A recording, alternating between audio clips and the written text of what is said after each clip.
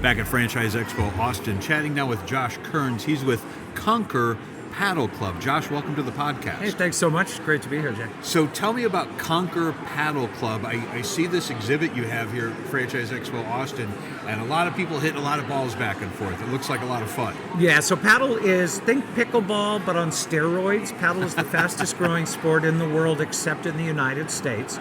Started in Mexico in the 60s, now very popular in Latin America, Spain, Europe, etc. Conquer Padel is we're the only ones in the country who have actually developed the model to take the club, take it from one guy in Miami who's trying to do it by himself, and actually bring all of the discipline, all of the rigor, the science, the background of the franchise model to help grow the sport of paddle and help entrepreneurs bring a paddle facility to their city. Nice. So tell me about the paddle facility. Is it a freestanding building, or is it done in conjunction with some other type of structure, like inside some other community center or something like that, or is it freestanding? So paddle, the courts are very specialized. They come out of Spain primarily. They require a certain amount of space. We have our first club is in Phoenix, Tempe, Arizona. Nice. And that is just a paddle club. It's about 20,000 square feet. Okay. Along with the courts, it has various gathering areas for event spaces, things like that. Cold plunge, infrared sauna. However, we are also doing projects. I'm doing one in Houston in partnership with a pickleball facility. Oh, they nice. already have the pickleball courts, but they have a parking lot. And so we are helping them add paddle courts to that. There are some site needs. You need about a 20-foot ceiling to start. Okay. 20 because there's a lot of lobbying, column spacing, and all of that. So it can be an existing retail space. It can be for indoor. It can be a warehouse, for example, or it can be outdoor. And both of those models are there. Costs obviously are going to be much lower, Jack, if you're doing it outside versus indoor. Sure. But if you live in the Chicago area as you do, or Seattle as I do, you want to be indoors. Yeah, you definitely want to be indoors, but maybe there's an opportunity with a lot of, existing retail space, some big box stores and that kind of thing. Is that the type of place where someone could convert to a paddle? If you can find the right one, again, ceiling height, column width. And pickleball, I work in the pickleball industry, have for years. Everybody thinks Bed Bath & Beyond goes out of business, we'll put pickleball in there. And it doesn't always work. Really? So the same with paddle. However, our first franchise, we were a mattress warehouse store. So the buildings do exist. The real estate in general, I think anybody who's doing pickleball, paddle, a bouncy, an indoor trampoline, real estate is the biggest, I would say, challenge, requirement, the thing that's going to be the key to your success, not only the building itself, but then negotiating the lease and things like that. Because as you know, Jack, there are a lot of realtors who still think it's 2017, even though their building's sitting empty, and they want to charge you for 2017. They want to charge you like it's 2017. Exactly. Is that real estate, site selection, all of that kind of thing, is that something that you as an organization help franchisees with some support? 100%. So when you come to us, we have very sophisticated networks of brokers and all of the engineering and things like that. And we work through these networks that we have and the software that we have to help you quickly identify a site. So you're not going to go out and kick tires on 200 places. And then we'll help you actually negotiate the lease. Because, again, the landlord who wants to charge you $100,000 a month for 20,000 square feet, forget that, Jack. We're going to tell you, don't do that deal. Yeah, that's so good to hear that you have that sort of support, because without that, I don't know how anybody gets to their opening date, right? 100%, and it's the whole gamut, though. Now, obviously, it's one thing. I could tell you, you're going to make $1 million. You're going to do this. But I could also tell you that you're going to lose your butt if you don't do it this way. And so I think it's just so important to have that partner with experience. Our team, even though we're new, we have our founding team. They come from Mexico, so that they have this experience in the paddle industry specifically. But then we have decades-long franchise experts who know how to support a franchisee from beginning to end. That's what is needed. And you said you've been in the pickleball space for quite a while yourself. Tell me about just this explosion of growth, and you're involved with an association, Correct. in that area too, right? Yeah, so I am a founding partner, chief marketing officer of the International Association of Pickleball and Paddle Facilities. We are essentially like the IFA, the International Franchise. Sure. We're here to support the growth of both of these sports. Now, pickleball needs a lot less help, as you've seen, but there's so many entrepreneurs coming to these spaces because, if you have if you've had a facility for 3 years in pickleball, you are OG because that's so new too.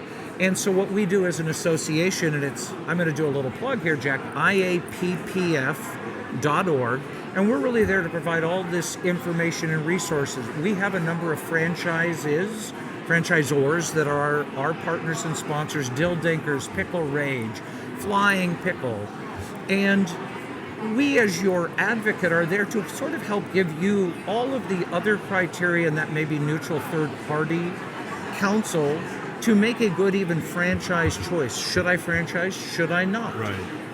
What makes a good franchisor, which as you as an expert in the franchise space know, just because you have a franchisor doesn't mean they're any good. Yeah. Yeah, there's a few of those out there. You know what? I love what you're doing with this because some people would see some of those other brands as competitors, but you see them as potential partners, and you're growing the industry, not just trying to grow one of the brands. We have to.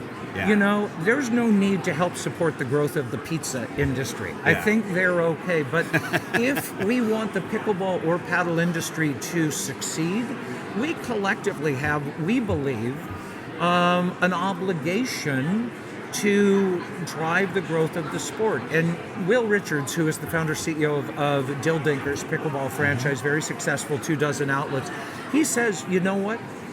I don't have competitors. I have a community. The rising tide lifts all boats. And Right. paddle being so Right. new, if we're going to grow a paddle industry, we are there as ambassadors as much. Our model is not going to work for you, Jack, maybe, but I can help you get the courts. Yeah, and I think there's a correlation there between what's going on now in your part of the industry to all of franchising maybe 30, 40, 50 years ago. There was this feeling, so I hear, that no franchisor wanted other franchisors to fail because it made us all look bad, right? Exactly. So helping every franchisor out there succeed was something that I think this community was sort of all in on because we wanted, like you said, we wanted to see the rising tide lift all ships. So, and what's interesting to me, Jack, just here at the show, there is so much compliment. Just because you may have a pizza place, well, guess what? It may make more sense for me to have, and I know I keep going to pizza because I'm hungry. But yeah, that's what happens when we do these interviews right before noon. It's complimentary, though, right? And if you succeed, I succeed. And just the notion of franchise in general. When I started working with these guys, all I thought was, well, that's lame. It's, why would I give somebody else the money? And when we, as an ecosystem, support each other in the notion, the brand, if you will, of what is a franchise and understanding we're all entrepreneurs, we are all, I think there's a community spirit to franchising. Yes. Even at this show and what you're doing. Yeah. Yeah. Again, we're all helping each other out, and we're all trying to find the answers together. So. Well, and how about just we are pack animals. We are tribal, and yet we are so disconnected in business, in life these days that I think this ecosystem, again, I'll use that term, of franchising, whether it is pickleball, padel, dog grooming, travel, we should be coming back together, and I think this industry brings people together in a way that very few things do. Yeah, and I think we can also see a lot of multi-unit, multi-brand owners might be involved in something food-related, something pet-related, and now they want to diversify themselves into something sports-related or activity-related. So, yeah, it definitely helps move everybody forward. Tell me a little bit about your plans for 2026. Obviously, the industry is exploding. How do you see that growth happening? Are you growing into certain parts of the country? Where do you really see your brand going in 2026? So we have two franchisees who have bought multiple territories. One in the Northeast, looking to grow into Connecticut, New Jersey, Philadelphia, etc. Another one in Florida, who's targeting Orlando, Tampa, Jacksonville. We have a number in the pipeline. Our vision is that there will be upwards of 30 franchise outlets around the country, and we are not territory agnostic. We hope that the sport will continue to grow at the growth rate we're seeing. They project upwards of 1 million players over the next couple of years in paddle. And so we're doing a company owned in Lehi, Utah, Salt Lake City, but I've been around the country, Houston, LA, San Diego, Seattle, where I'm based. I think what you're going to see with Conquer is that we are working to spread the game and spread the brand as the only franchisor doing this. So 2026, hopefully at the end of next year, there will be Conquer Padel clubs, either indoor or outdoor, different calibers, if you will, spread out all over the country. And more important, that you, Jack, will have not only heard of paddle, but you will have played paddle. There you go. And so hopefully by the time I visit with you again next year, we will have said, you know what, Jack? We said we want 30 clubs, and we have 30 clubs. All right. Well, we will see you next year, next fall, with an MFV event, maybe in Dallas, maybe in Phoenix, maybe in one of the other great cities that we're going to be in next year. So. Well, they all have lunch, and it's lunchtime. Yeah, there you go. Perfect. If someone would like to have a conversation with you and your team about the opportunity, where's the best place for them to connect with you? So look at the website first, conquerpadel.com. It's CONQUERPADEL.com. If you want to reach out to me, I'm on the website, but it's also just Josh at conquer-paddle.com. All right. Or you'll find me at the local paddle or pickleball court. All right, we'll look for you there too. Josh, thanks so much for sharing today. Have a great rest of the show here in Austin and a great 2026. Thanks, buddy. I'm coming to Chicago to see you. All right.